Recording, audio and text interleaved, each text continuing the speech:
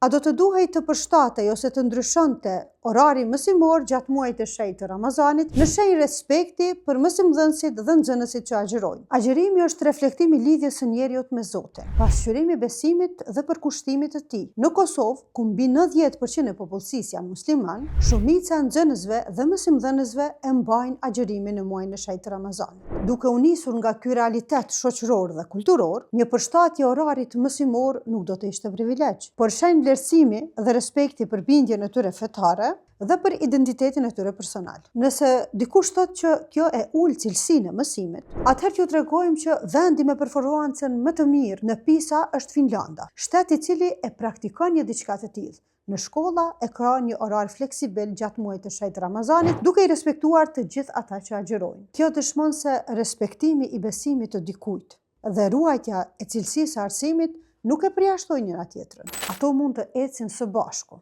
madje edhe ecin së bashku. Nëse je prej atyre që pajtohesh me mendimin tim, nëse je nxënës ose mësimdhënës që agjeron, atëherë shpërndaje këtë video që të paktën ta ndaj mendimin tonë dhe ta kërkojmë një të drejtë elementare për ne. Vetëm respektimi dhe vlerësimi i nxënësve dhe mësimdhënësve nëpër shkolla mund ta ndryshojnë realitetin në të cilin jetojmë. Prandaj të dashur shikuesi, praktike e tillë nuk na dëmton, por na mbështet e na bën me ecë përpara. Ta kujtojmë që Pitagora, nxënësit e tij e ka shtyr të agjerojnë përpara se të nënshtrohen testeve shkollore. Stomaku i lehtë e pastron mendjen dhe e bën njeriu më të aftë për ta kuptuar matematikën dhe filozofinë.